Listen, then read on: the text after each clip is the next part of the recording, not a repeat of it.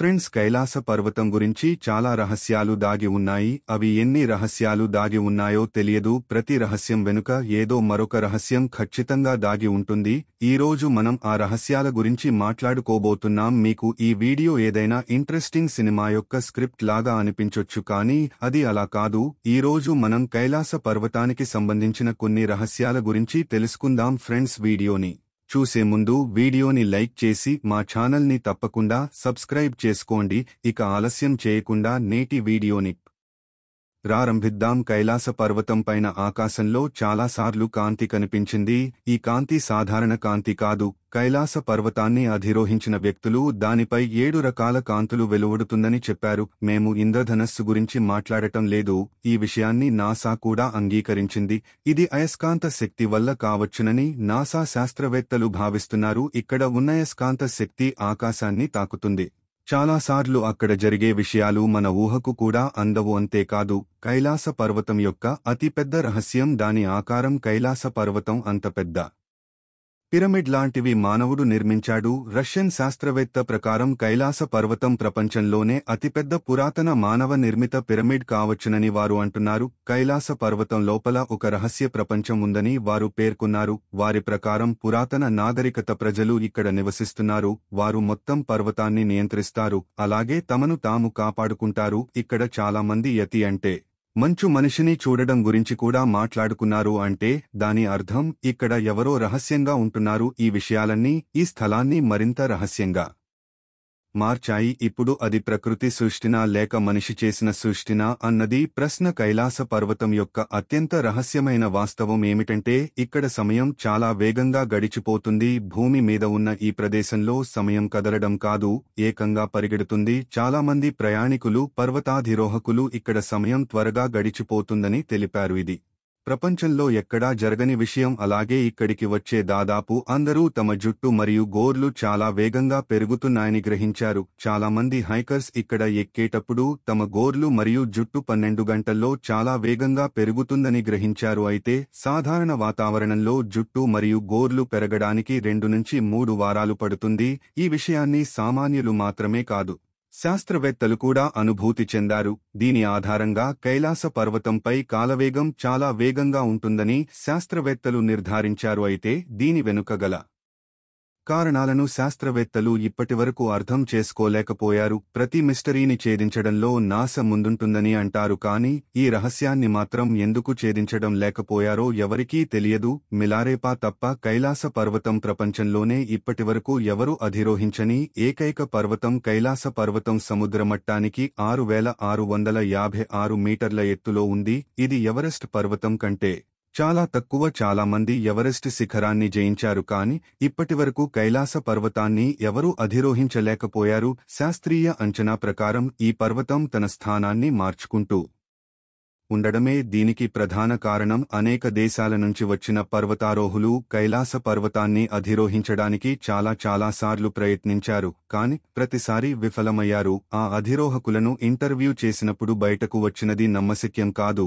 పర్వతం ఎక్కుతుండగా ఒక్కసారిగా వాతావరణం మారిపోతుండడంతో భారీ వర్షం కురిసిందని, ఎక్కడానికి వీలు లేకుండా పోయిందని చెప్పారు. కైలాస పర్వతం మీద ఒక దైవిక శక్తి ఉందని, అది ఎవరినీ పర్వతాన్ని అధిరోహించనివ్వదని ప్రజలు నమ్ముతారు. ఎందుకంటే ఈ పర్వతం భోలానాథుని నివాసం. ఇప్పుడు ఈ పర్వతాన్ని అధిరోహించడం పూర్తిగా నిషేధించబడింది. అంతేకాక కైలాస పర్వతం మీద ఎప్పుడూ కైలాసం నుండి తరంగాలు వెలువడతాయని ఒక నమ్మకం. మీరు ఈ పవిత్ర స్థలంలోకి ప్రవేశించిన వెంటనే మీకు సౌండ్ వేవ్స్ వినబడతాయి. ఈ శబ్దం శివుడి డమరుకం మరియు ఓం అని ప్రజలు చెబుతారు. అయితే శాస్త్రవేత్తలు మాత్రం కైలాస పర్వతం మీద మంచు కరగడం మరియు విరగడం వల్ల ఈ శబ్దాలు వస్తున్నాయని చెప్పారు. నిజంగా ఈ శబ్దం ఏదో ఒకటి అయితే ఇక్కడికి వచ్చే పర్వతారోహకులు దమని జాగ్రత్తగా వినిపిస్తే డమరత్వం ఓం అనే శబ్దం నిజంగా వినిపిస్తుందని అంటున్నారు. ఇప్పుడు ఇది యాదృచ్ఛికమా లేదా శివుని శక్తి యొక్క రహస్యమా? మీరేమనుకుంటున్నారో కామెంట్ చేయండి. దక్షిణం నుంచి చూస్తే కైలాస పర్వతంపై స్వస్తిక్ కనిపిస్తుంది. సూర్యుడు అస్తమిస్తున్నప్పుడు మాత్రమే ఇది జరుగుతుంది. సూర్యాస్త సమయంలో స్వస్తిక లాగా కనిపించే నీడను సూర్యుడు ఆ పర్వతంపై తన కిరణాలు ప్రసరింపచేస్తాడు. ఇది పర్వతంపై స్వస్తిక అని రాసినట్లు కనిపిస్తుంది. ఈ స్వస్తిక ఒక మతపరమైన చిహ్నం. దీనిని హిందువులు శుభ సంకేతకంగా భావిస్తారు. దీనితో పాటు పర్వతంపై భాగంలో గడ్డ కట్టిన మంచు కూడా అతీంద్రియ శక్తిని ప్రదర్శిస్తుంది. ఆ పర్వతం పైన మంచు కురిసినప్పుడు అది ఓం ఆకారంగా మారుతుంది. దీన్ని చూస్తే పర్వతంపై ఓం అని రాసినట్టు అనిపిస్తుంది. అంతేకాదు కైలాస పర్వతంపై దిక్సూచి కూడా పనిచేయదు. వాస్తవానికి ఈ యాక్సిస్ ముండి కాస్మిక్ అక్షానికి కేంద్రం. యాక్సిస్ ముండి అంటే సెంటర్ ఆఫ్ ది వరల్డ్ అని అర్థం. సెలెస్టియల్ పోల్స్ మరియు జులాజికల్ పోల్స్ యొక్క కేంద్రం. ఇది ఆకాశం మరియు భూమిని కలిపే బిందువు. అక్కడ 10 దిశలు కలుస్తాయి. ఇక్కడ ఉత్తర మరియు దక్షిణ ధ్రువం ఒకటికొకటి ఎదురుపడతాయి. అటువంటి పరిస్థితిలో దిక్సూచి అంటే కంపాస్ ఇక్కడ పని చేయదు. శాస్త్రవేత్తల ప్రకారం యాక్సిస్ ముండి కూడా అతీంద్రియ శక్తి ప్రభావితం చేసే ప్రదేశం. ఇది భౌతిక ప్రపంచం మరియు ఆధ్యాత్మిక ప్రపంచం మధ్య అనుసంధానానికి కేంద్రం. కైలాస పర్వతంపై 2 సరస్సులు ఉన్నాయి. మొదటిది ప్రపంచంలోనే అత్యంత ఎత్తులో ఉన్న మానస సరోవర్ సరస్సు. ఇది అతిపెద్ద మంచి నీటి సరస్సు. మానస సరోవరం అనే పదం సంస్కృతం నుండి ఉద్భవించింది. ఇది 2 పదాల కలయిక. మన అంటే మనిషి మరియు సరోవర్ అంటే సరస్సు. ఈ సరస్సు 320 చదరపు కిలోమీటర్ల విస్తీర్ణంలో విస్తరించి ఉంది మరియు ఈ సరస్సు ఆకారం సూర్యుని పోలి ఉంటుంది. మానసరోవర్ సరస్సు అద్భుతమైన అందానికి మరియు తన నీలి రంగుకి ప్రసిద్ధి చెందింది. ఇది ఆకుపచ్చగా మారుతుంది. దీంతో పాటు రాక్షస లేక్ లేదా రాక్షస స్థాల్ అని పిలవబడే మరొక సరస్సు ఉంది. ఇది ప్రపంచంలోనే అత్యంత ఎత్తైన ప్రదేశంలో ఉన్న అతిపెద్ద ఉప్పు నీటి సరస్సు. ఈ సరస్సు 225 చదరపు కిలోమీటర్ల విస్తీర్ణంలో విస్తరించి ఉంది. దాని ఆకారం చంద్రవంకలా ఉంటుంది. రావణుడు ఈ సరస్సు దగ్గర కూర్చుని పరమశివుని గురించి ఘోర తపస్సు చేశాడని రాక్షస సరస్సు గురించి చెబుతారు. అందుకే దీనికి రాక్షస సరస్సు అని పేరు వచ్చింది. 2 సరస్సులు ఒకదానికొకటి చాలా దగ్గరగా ఉన్నప్పటికీ వాటి లక్షణాలలో చాలా తేడా ఉంది. ఇది చాలా ఆశ్చర్యాన్ని కలిగించే విషయం. ఈ 2 సరస్సులు సూర్యుడు మరియు చంద్రుని శక్తిని సూచిస్తాయి. ఇది సానుకూల మరియు ప్రతికూల శక్తికి సంబంధించినది. అంటే మాన్ సరోవర్ సానుకూలతకు చిహ్నంగా పరిగణించబడుతుంది. రాక్షసాన్ని ప్రతికూల శక్తిగా పరిగణిస్తారు. కైలాస పర్వతం రెండిటి మధ్య సమతుల్యతగా నిలుస్తుంది. అలాగే ఈ సరస్సుల ఆకారం చాలా విచిత్రంగా ఉంటుంది. ఇది ప్రకృతి చేత ఏర్పడిందా లేదా వీటిని ఇలా చేశారా?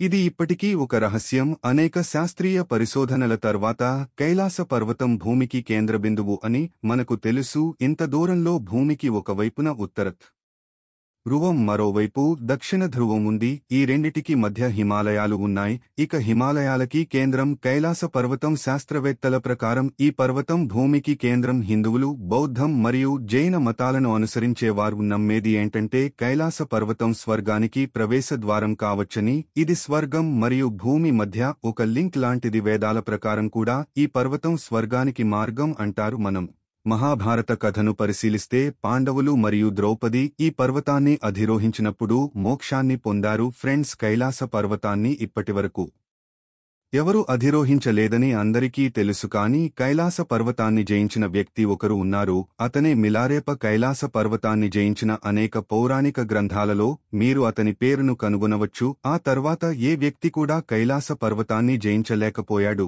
కైలాస పర్వతంలో ఏదో రహస్యం ఉంది.